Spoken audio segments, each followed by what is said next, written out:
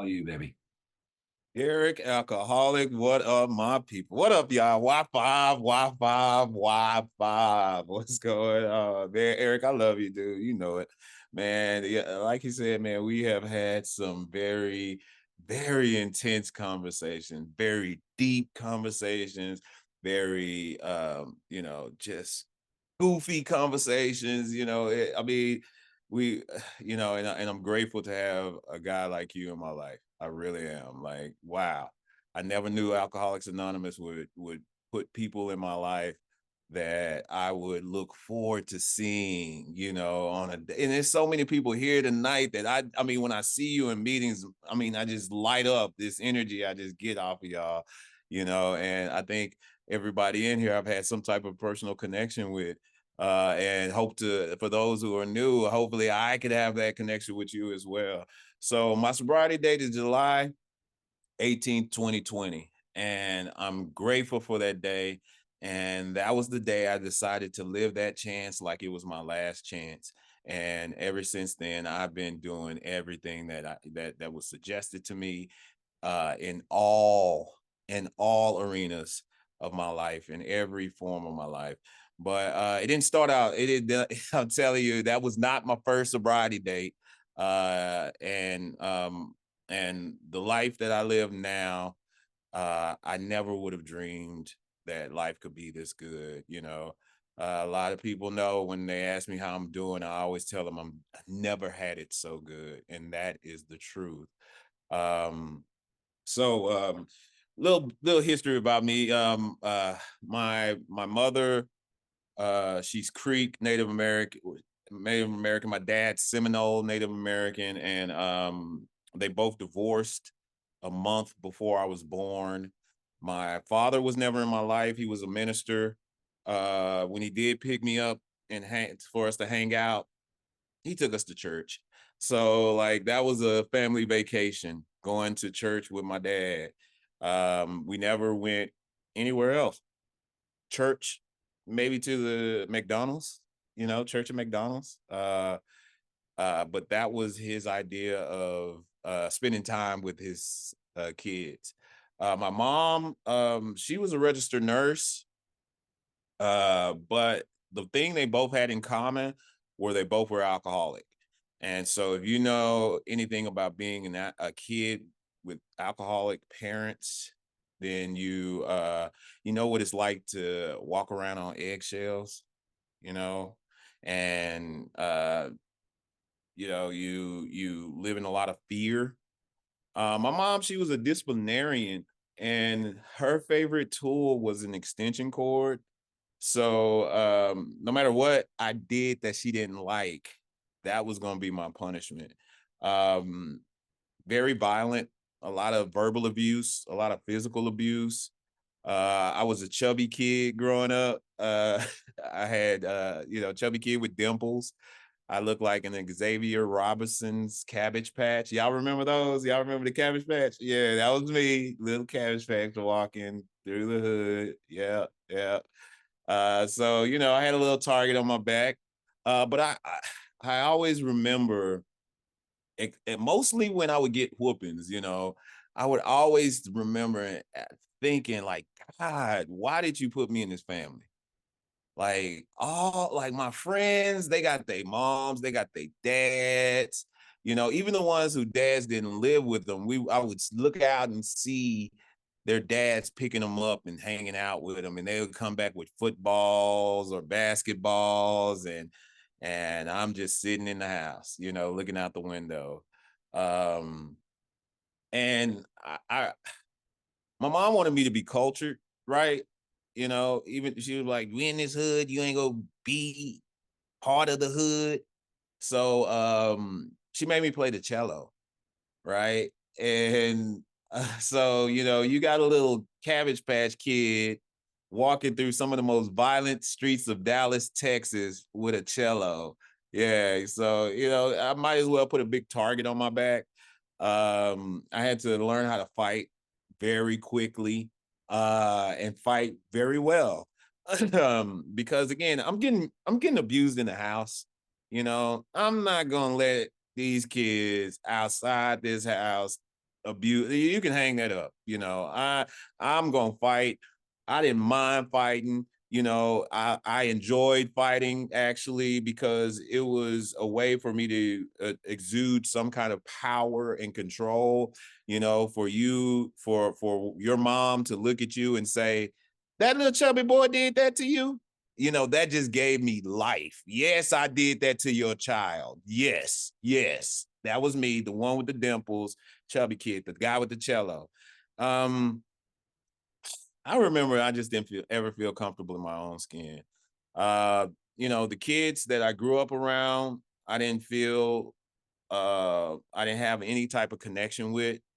And then when I would go play the cello, the kids I was playing the cello with didn't have any kind of connection with because they knew that I was from a different part of the town, you know, and their parents told them not to interact with kids from my side of the town. And but I was good. I was really, really good at the cello. Matter of fact, I made first chair in the Dallas Junior Symphony Orchestra for the cello. I was really, really good at the cello. And but I just hated life. I remember I had a friend named DeMarco. This kid was amazing. This kid could backflip. This kid could, he was the Pop Warner football team, quarterback of the Pop Warner football team. And I remember I just would look at DeMarco and be like, I would wonder, like, how do you know how to do stuff, bro? It's like everything he did was like golden. Like the hood loved it. Like all the girls loved it. So I would try to beat DeMarco racing. I would try to be better than DeMarco, but this kid was amazing, and I just never felt comfortable. Never, not at school, not at home. And I remember as a kid, I was just like, God, you know, you must don't like a guy like me. You must don't like me. And I remember God did me a solid though. I remember hating life. And I remember when I was 14, there was a bittersweet moment. Bittersweet. I remember waking up early one morning and going into my mom's room, and my mom had died from breast cancer. And I say that was a bittersweet moment because to see my mom lifeless broke my heart, you know. But part of me was feeling like, Derrick, you don't have to get that abuse no more, man. You don't have to get beat with that extension cord no more. You don't have to be called a fat little rascal anymore, bro. You know? But I was in so much fear. It's a new fear, a different type of fear, a fear I never felt before. And it was a crippling fear. And I couldn't stop crying, not just because my mom had just passed, but who was going to take care of us? Where were we going to live? I mean, I'm just 14. What am I going to do with the rest of my life? You know? And I remember my friend Dave came across the street and he was like, D, chill out, chill out, chill out. And I was like, what's up, D? He said, man, you got $1? And I was like, yeah. He was like, let's go to the candy house. And I was like, I don't much feel like candy, but okay. So we walk up to the candy house and we walk in. And the candy house lady, she knew me. The candy house lady knew me. Of course, chubby kid. I probably put a couple of her family members through college. And so she saw me come in and she saw me just tears in my face. And she didn't know what was going on, but she knew that she didn't have any Snickers that day. So she was like, no, baby, I don't have any Snickers today. And she thought I was going to cry harder because she didn't have Snickers. So she was being real, real cautious with me. And Dave looked up and like a man, that boy Dave said, nah, we don't want Snickers. We want some 40s. And if you don't know what 40 is, it's a 40 ounce of Old English. Big, big bottle of malt liquor. And I'm looking at Dave like, we do? And she was like, oh, okay. They're $1. We gave her our $1. She said, they're in the backyard, in the cooler. We go in her backyard. Now, I didn't even know this lady had a backyard. I had never been past the candy station. And I went in the backyard and it was a party out there. I mean, grown folks were dancing. They were listening into down home blues, home blues. They were listening to music. They was having a good time. And I was terrified. So Dave walks over to the cooler. He picks up a 40. I walk over to the cooler, pick up a 40. I thought an adult was going to say, nah, little man, don't do that. Don't do that. But no, they was like, all right, little guy. I walked through that hood with my 40. And like Bill said, I had arrived. I had felt the eat. Man, I'm telling you, I cracked the seal on that 40 ounce like I saw those grown men in my neighborhood do. And I took a big swig of that 40 ounce.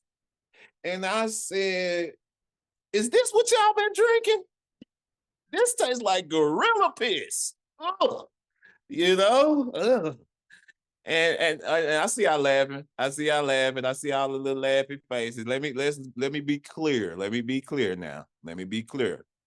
I have never drank Gorilla Pee ever in my life. So don't go back passing out rumors. Hey, it's a guy, hey, said he drank Gorilla Pee. No, I ain't saying it.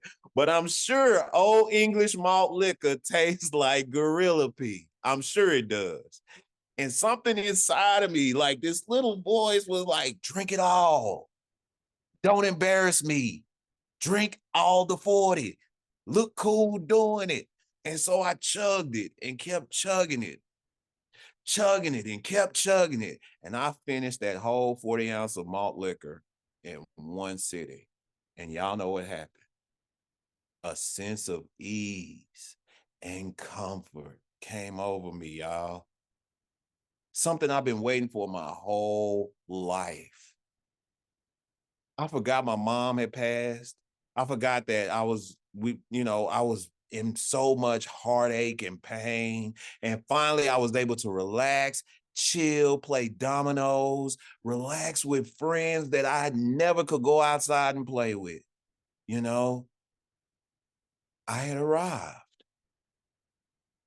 Fast forward, a house hopped my way through high school, graduated high school, all by just living with different families, you know, started working, finally got the best job of my life. 6 figures for AT&T. Yeah, I made it. I did it, y'all. I have made it out the hood. Finally. I moved from Oak Cliff, South Dallas, Pleasant Grove to Plano, Frisco. Those are like our suburb areas in Dallas. And I had a great apartment. I'm living the dream. And y'all know what happened then. I started partying. I started going out. I started going out Friday and Saturday, right? Then, did y'all know they had on Thursday, there was ladies' night? So I started going Thursday, Friday, Saturday, and then it went from Thursday, Friday, Saturday, Sunday, Monday. And then this song came out. I don't know why they made this song, maybe for me, but had the club going up on a Tuesday. So I was going out every single day, and my drinking got more and more and more and more important in my life. So I started totaling cars. Totaled my first car. And the funny part about it is every time I totaled a car, y'all, I am not joking, I ran it into a telephone pole. I think it had something to do with job security because during the day I'm climbing telephone poles and at night I'm running my car into them, So I don't know what that was. I got to say I had this natural attraction to telephone poles. But I remember I got married and went out, got drunk, got my third DWI. Totaled my third car. And when I totaled my third car, I got a DWI. And with the union job at AT&T, the only way you could lose that job was to get a DWI. The union couldn't help you. And I remember that Saturday night that Saturday morning getting out of jail, and my ex-wife saying we need to go get a car. We went and got a car. And while we were there, she leans over to me and she was like, "You stink." And I was like, "What? Like, what do you mean?" She was like, "You smell like gorilla piss." And I'm like, whoa, what's going on? And she was like, "No, I can smell alcohol coming out of your pores." And I don't know what it is. I don't know if y'all have ever had a family member tell y'all they can smell alcohol coming out of your pores. But I didn't even see that sign. I didn't even. She doesn't know what she's talking about. No way. I don't smell alcohol coming out my pores. You know. And so she was like, "Let's go to a spa after this, and we'll go and sweat this out." So we go to a spa. Got the car. Go to a spa. I knew Monday I was gonna have to tell my boss that I got a DWI and that my job was in jeopardy. So had a great experience at the spa, and we're leaving the spa, and guess what this potential alcoholic says? Y'all could almost probably say this word for word. "How about we go get some drinks?" And she looks at me with this look right here. Now, I had to live with different families, so I learned this technique, what I call reading face, right? And if you don't know how to read face, you know, this look right here means, "I can't believe this fool just said, let's go get some drinks after totaling the car last night and getting a DWI. And we just sweated all this out of his pores. Like, what's wrong with him?" So I quickly, being the potential alcoholic I am, hey, beautiful, beautiful, beautiful. Calm down, calm down. How about I let you pick what drink we drink? "I can pick the drink." "Yes, baby, you pick the drink." So we go over to Twin Peaks. I'm excited. I'm like, yes, I get to drink. Yes, we can have a good time. You know how we get when we know we finna drink? Gonna have a good time. The waitress walks over to the table. I'm not even paying her no attention. She says, "What can I get y'all to drink?" And my ex-wife says, "Can we get a shot of Jack Daniels?" Now, if y'all don't know what that look mean, right? That look means, "I can't believe this fool just said, can we get a shot of Jack Daniels?" When in drinking history has anybody ever shared a shot of anything? A shot of Kool-Aid, a shot of Sprite? I have never heard. A shot of water? I have never heard anybody share a shot. You know? Shot came over. She sipped the top of that shot, gave me half a shot. The phenomenon of craving, y'all, took me over. I was so thirsty, y'all. I was thirsty on Saturday. I was thirsty on Sunday. And I see in Texas on Sundays, the liquor stores aren't open. So you have to go to a bar. And I was not about to go back to the bar with her and she's going to order a half a shot and embarrass me like that. I'm not like, no, no, no, no, no. So I wait till Monday. And I knew that Monday I was going to have to go to work and tell my boss that I got I got my DWI and my job was in jeopardy. So I'll get me a gallon when I leave there because he's gonna let me off work early. So I go, and I remember looking my boss in his eye and telling him, "Hey man, I got a DWI on Friday, bro. And so my job, I don't know if I'm gonna be able to maintain my job." And he looks at me, takes the keys from my van, and cries. He cried harder than I cried because he knew my story. He knew that my mom passed when I was 14. I had to live with different families growing up. And here it is, I have a six-figure job, the best job ever. And I made it out the hood. And now I'm about to lose it all. He was heartbroken. but I was so thirsty. I did not care. I just needed a drink. Give me a drink. I'll be all right. If you give me a drink and let me come back, we can finish this crying session, bro. But I need a drink. So he let me go home early. I left about 4 o'clock. I normally get off about 5, 6, but I left at 4 o'clock. I went to the liquor store and bought a handle of Jack Daniels, because I knew I was not going to be without liquor ever again like that. And from 4 o'clock to 8 o'clock, it was only half a fifth left in that gallon. I drank and drank and drank. And I decided that it wasn't a bad idea, because my best friend owed me some money in the front of my apartments, to drive around to the front of my apartments and go collect on that debt. My ex-wife said, "You shouldn't be driving." I pushed her. That was a divorce. I grew up with sisters, so she knew that I wasn't going to violently hit her. The only closest thing to violence I would do to a woman was push them. And she took that as the most violent thing I could ever do, which she was right. The most violent thing I could ever do to her. Divorce. Driving around to the front part of my apartments, guess what I did? Ran into a telephone pole. I mean, you cannot make this stuff up.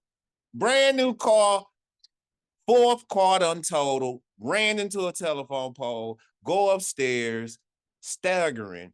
And my best friend that owed me the money, I told him I needed my money because I wanted to get a lawyer.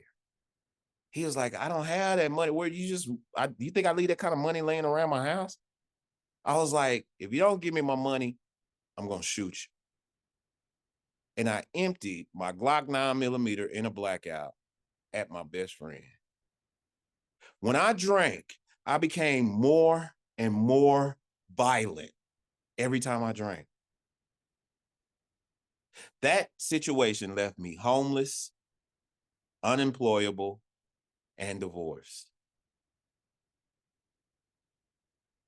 There was a repetitiveness of me going to jail after that. And I ended up in a trap house. A trap house is where they sell drugs in Dallas, back in the hood. And my sister in Victoria said, we coming to get you. Drove to Dallas, 6-hour drive, picked me up, drove back to Victoria, Texas, 6-hour drive, 12 hours in the car, trying to save her little brother. 3 days later, I realized I'm in a small town and I threw my life away. And I got drunk. Come to the next morning, "Derrick, we got to get you some help." "What do you mean? You don't remember what you called us last night?" "No. You called every woman in this family out their name, Derrick." "I didn't do that. I love y'all. I didn't do that." "Yes, you did. And you did it with your AK-47 in your hand." "No, I didn't. I was wondering what it was doing out.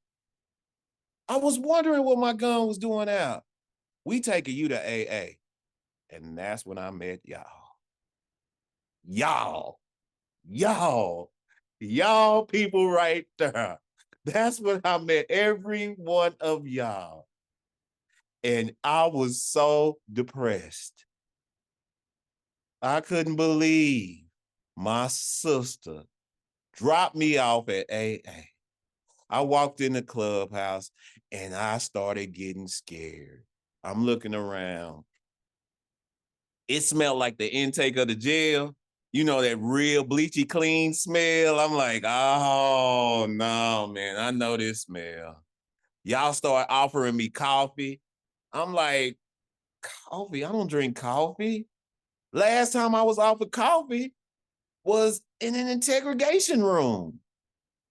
Like, what is going on with y'all? Like, who are these people? You know? Then I looked around and I felt sorry for y'all, because y'all was so freaking happy. Y'all was just ecstatic. Y'all was disrespectfully happy. Y'all were just in my space, in my personal space. Y'all were hugging me, shaking my hand. "Come on in, sit on down. One coffee." And I'm like, Why are y'all so happy? Why? Why? I'm miserable. I thought y'all was alcoholics. Y'all are happy. That don't make sense, you know? And I don't mind the ladies hugging me. I don't. I do not, right? But man, like this one guy would hug me, man, and he wouldn't hug me like a regular hug. This dude grabbed me by the back of my head and like, bring it in, bro, bring it in. And I'm like, oh my gosh, like, what is this dude doing? If he hugged me one more time, I swear to God, I'm gonna beat this dude. Bring it in, bring it in. Okay, okay, man, okay. You know, and I just remember I was like, who are these people, man? Like, what is going on?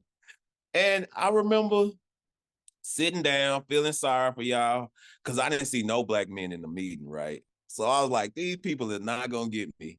I got black problems. They ain't gonna get me. Like, I got some serious black problems. And all of a sudden, it happened. Y'all know what happened. The meeting started, and y'all started kicking up that good old AA music. Y'all know what I'm talking about. That good old AA music. That music that get in your soul. That song that get in your head and you can't get it out your head. You just hear it all the time, and everywhere you go, you hear words from the song, you know, and people sing it in different tunes, but it's all the song your heart been trying to hear your whole life. Oh, this one guy, old guy, his name Ken, he raised his hand. He gone to the meeting in the sky. He said, hi, my name's Ken. That's my Ken voice. Hi, my name's Ken, and I'm an alcoholic. And for some reason, when I drank, he looked like Mr. Burns from The Simpsons, y'all. Y'all remember, y'all know, y'all watch The Simpsons? He looked like Mr. Burns. And for some reason, when I drank, Harry Potter, abracadabra, my guns magically appear in my hand. And I said, whoa. Your guns just pop out of nowhere too, Mr. Burns. Mr. Burns, you got guns? Oh my goodness. And then this sweet little lady, she looked like somebody's grandmother. You know, the grandmother that has the imagination, let you dress up like Spider-Man and run around the house and she chase you or whatever, you hit her with the web. She looked like that. And she was like, when I drink, I total my car and I hit telephone poles. I don't know why. I'm like, oh, oh, what I walked into? Oh my God. You know? And then y'all sung a song. That verse was a verse I could not deny. I knew the lyrics to. And that verse went like this. Derrick, when we start drinking, we can't stop. And then when we stop drinking, we can't stop from starting. I said, oh my God. Oh my God. All these people got black problems in here. What is going on? People got black problems. Shoot. Oh my goodness. Y'all told me to give me a sponsor. Y'all told me to go through this process. Y'all told me to help somebody. And of course, I jumped into helping somebody. Of course I did. Of course I did. You know, I heard a saying, meetings make us make it. So I tried to make sure I was making all the meetings I can and helping somebody. I started making coffee, made good coffee. I didn't drink coffee at the time, but I was making coffee and I was making strong coffee. My sister had a little froth machine. I brought the froth machine up there. I'm putting a little froth on the coffee. I'm bringing cinnamon, dusting cinnamon on the coffee. And the guy who later became my sponsor before Eric, his name was Brian. And Brian walks up to me and he says, hey, Derrick. I'm like, hey, how you want your coffee, Brian? He said, Derrick, just make regular Folgers coffee, man, or Maxwell House coffee, man. You people are going to the bathroom during meetings, man. Like, man, you messing with people's digestive systems, man. Look, it's a line forming right there, bro. Like, look. So y'all took me off of coffee. I don't know why.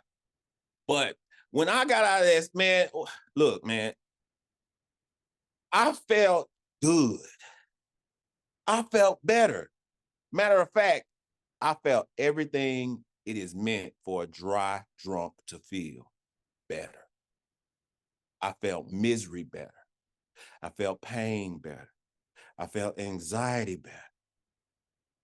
See, when I was around y'all, it was okay. But see, I couldn't take that joy that we was experiencing past that little red and white leave button on the screen. I don't know if some of y'all know that feeling. And I couldn't take that joy we was feeling past the parking lot of the clubhouse we was at. You know, I don't know if you have that feeling, you know. And July 17th, I decided I was going to take matters in my own hand. And I tried to commit suicide on July 17th of 2020. That same AK-47, I was dry firing in the roof of my mouth, trying to get up out of her. I was playing chicken with 18-wheelers on Highway 59 in Victoria, Texas. One of y'all saw me. And y'all went to go get the troops. So I went and I hid in the park. And I slept in the park that night. And about 3 o'clock in the morning, a rat decided it wanted to taste this nice chocolate skin and rip through my arm. I went to a meeting the next day because there was a nurse that was going to be at that meeting, and I didn't have any health care. I went to that meeting, and God paralyzed the liar in me long enough for me to say, I need help. I can't do this. I've been trying. I've been lying. I can't do this. I'm not happy. I don't want to live. I need help. And Brian, cowboy hat, belt buckle, cowboy boots, moseyed on over. And he said, hey, Derrick. I said, what's up, man? He said, bet you didn't know Mickey Mouse could get that violent, did you? I was like, Brian, bro, come on, man. It's too soon. He said, Derrick, you just too sick to rely on the fellowship of Alcoholics Anonymous to keep you sober alone, man. You must go through this process as outlined in this big book, and you must connect with a power greater than yourself. I said, will you take me through the process, man? He said, call me at 7:30 in the morning and we'll see, man. We'll see. We'll see. Call me at 7:30. 7:30 with 0 seconds. That was desperate faith. I call that desperate faith. When you don't care what the person looked like, when you don't care what the background of the person is, you just need a solution. You just sick and tired. You just so desperate of living the way you was living that you want something else. Or you're going to exit out this thing. We went through the process. Let me tell you about step 2, y'all. I think that was enough. So let me tell you about step 2. He asked me, what's your conception of God? I said, can I make up one? He said, Derrick, well, normally I would say yes.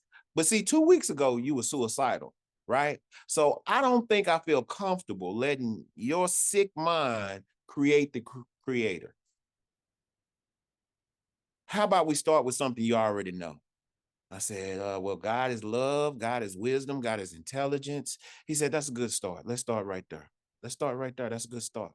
Now, are you willing to believe, or do you believe that those are powers greater than yourself? I said, yeah. He said, but I'm going to challenge you, Derrick. This is about growth. I'm going to challenge you to dig deeper and find a conception of God that nobody's ever called you before.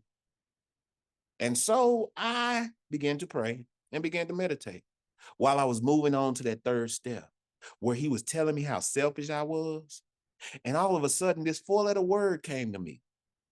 And this 4-letter word, it just means absolute, lacking nothing, complete, right? But I knew nobody had ever called me this 4-letter word before, y'all. And that 4-letter word is holy. My conception of God is holy.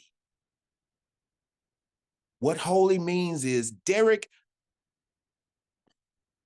I don't need your approval to do what I'm going to do. Derrick, I don't even need you to acknowledge me for me to be good. I don't need the little name that you're going to call me. I don't need any of that for me to be God. I took all the Catholic out of it, the holy water, all the holy church with the dancing and I took all that out of it. Just absolute, complete, lacking nothing, whole. Then I saw my selfishness, and it's not selfish in the sense of like I like Doritos, so LL, you might get 3 Doritos. Eric, you can have 4 Doritos out my bag, bro. You can have 4 Doritos, dude. Pooh, 5. I love you, Pooh. 5 Doritos. You can get, but it's not that selfish that we talking about. It's the selfishness where I will go slap insane at any given moment. Slap insane at any given moment and put the people on the freeway in danger, my coworkers, my neighbors, the people at school. I will affect children's lives for the rest of their lives and not even know I'm gone insane. And he said, only a power greater than you could pull you out of that, Derrick. So he told me the benefit package that came with letting God be my new employer. Said it was a whole bunch of remarkable things that should be happening in my life if I let God be my employer. And we said a 3rd step prayer. And we launched into that 4th step, y'all. And in that 4th step, I kind of want to shift energy. I want to talk about me and Eric's 4th step. And in that 4th step, y'all, I got to see where I was selfish. We call it the turnaround. We call it the turnaround call. I got to see where I was selfish, dishonest, self-seeking, and frightened. And that was the game changer. That was the game changer. Because I got to see my behaviors. And I got to see how I was causing the failure in my life. It wasn't this holy God. It wasn't this sweet, merciful God. That God was just cleaning up after me and preventing dark things from happening to me. And I was blaming him for all the dark things, And when I got to see that and we were sitting across the table, I realized, man. Because see what Eric did, he gave me a look of myself. He gave me a look at myself being used by God. And that's who I always wanted to be. I always wanted to be the guy that he was describing as we talked about, where I had been selfish, dishonest, self-seeking, and frightened. He showed me, Derrick, what would it look like if you would have did it like this? And it broke my heart. It broke my heart. Yeah, there was resentments being Brian worked out. Of course, y'all know I had a resentment of racism. Y'all know that. Come on. Y'all can look at me and say that, And I remember Brian told me, he said, Derrick, you see that ism on the end of racism? I was like, yeah. You know that ism, don't you? Yeah. You got it on the end of your alcoholism, don't you? Yeah. He said, let's call that an inner spiritual malady. He said, you sick, right? Yeah. He said, can you see a racist person as being sick as well? Oh my God, it broke my heart. Never looked at it like that. He said, you got a whole prayer for that person on page 67, don't you? The sick man's prayer. This is a sick man. How can I be helpful to him? God save me from being angry. He said, because only God can save you from being angry, Derrick, in a moment like that. Thy will be done. He said, now, and Eric said the same thing too, which was surprising. I thought new sponsor, we're going to hear different things. He said, yeah, we're going to move all these resentments over to this 8th step. all of them, bro. We're going to make amends. You make your amends for them, dog. How do you make amends for racism? Huh? Well, I'll tell you how. I got a sponsor. I mean, a sponsee, right? Ninth step. I made my amends, but let me talk about amends that I had to make later on to racism. Got a sponsee here in Atlanta, moved to Atlanta.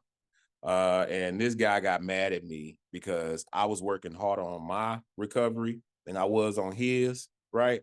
And I told him, hey, I'm helping out at the roundup. I'll call you back later. Forgot to call him back, y'all, because it got busy. Y'all know how roundups get. Y'all know what they like. Hey, it's energy. It's real with our people, right? And I told him to come, but he didn't want to come. So he calls me the next day and calls me everything that you would call a man like me if you sick and suffering. And I told him, look, I don't think things will work out, bro. So therefore, we're gonna hope you get another sponsor. God bless you. Good, I hope, hope you make it out. This dude, he was real smart. This dude was good. Like, he started sending me pictures of buckwheat and alfalfa, right? And said I was their offspring. Like, this kid was good, man. Like, this guy was good. So I blocked him. About 6, 9 months later, he calls me from another number and it's like, hey, this Andy. And I'm like, Andy? This dude, like, who is, okay, Paul, Andy calling me, man. What? Yeah, it's Andy. Okay. Look, man, what's going on? Hey, I owe you an amends. You on the ninth step? No, man. Nobody would sponsor me. See, what happened was in that third step, I said this prayer: God, I offer myself to thee to build with me and do with me as thy will. Relieve me of the bondage of self so I can better do thy will. Take away my difficulties so victory over them may bear witness to those I would help with thy power, thy love, and thy way of life. Well, God said, Derrick, you feel some relief from that racism thing we worked on? Yeah. Sponsor them. What? Take them through the process. Time to go to work. Hey, man, I want you to call me every Sunday at 10 o'clock. And, man, we going to go through this process. See, that's how I make amends now. You know, I show up in situations like this. But look, let me tell you this. Look, that 12 step, you know, carrying the message. What I learned is this. We didn't show up here just because we didn't drink right. We showed up here because God, the power greater than yourself, whatever that is to you, knows and has faith that you can carry the message of a spiritual awakening. You can. You can carry the message in places that would never hire me.